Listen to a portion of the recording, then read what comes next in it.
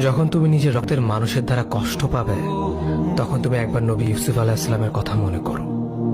তিনি কিভাবে নিজের ভাইয়ের দ্বারা প্রতারিত হয়েছিল।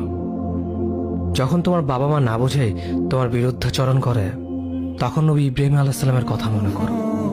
তার বাবা তাকে আগুনে নিক্ষেপ করায় ভূমিকা রেখেছিল। যখন তুমি সমস্যা থেকে পরিত্রাণের জন্য কোনো পথ পাবে না, তখন ইউনুস আলাইহিস সালামের কথা ভেবো। তিনি কতটা সময় তিমি মাছের পেটে আটকা পড়েছিল।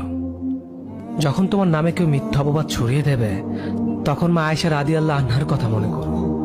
তার নামে পুরো শহর জুড়ে কুৎসা রচনা করা হয়েছিল।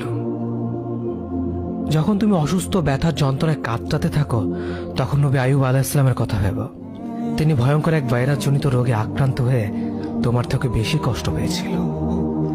যখন তুমি দিনের কোনো বিধান নীতিতে যুক্তি খুঁজে পাও না, তখন নবী নূহ আলাইহিস সালামের কথা ভেবো। তিনি কোনো প্রশ্ন ছাড়াই মরুভূমিতে নৌকা তৈরি করেছিল।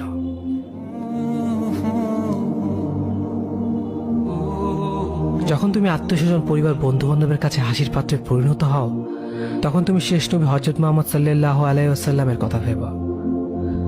রাসূল সাল্লাল্লাহু আলাইহি ওয়াসাল্লাম বলেছিলেন, সবচেয়ে বড় পরীক্ষা দিয়ে সব থেকে বড় পুরস্কার আসে। যখন আল্লাহ কাউকে ভালোবাসেন, তখন তাকে পরীক্ষা করেন, এবং যে এই পরীক্ষাগুলো মেনে নেয়, সে আল্লাহর সন্তুষ্টি অর্জন করে। আর যে অভিযোগ করে, সে তার ক্রোধের পাত্র হয়। হে আল্লাহ, তোমার কথা মনে করা, তোমার প্রতি কৃতজ্ঞ হওয়ার এবং তোমার ইবাদত করার তৌফিক আমাদের দান করো। আমিন।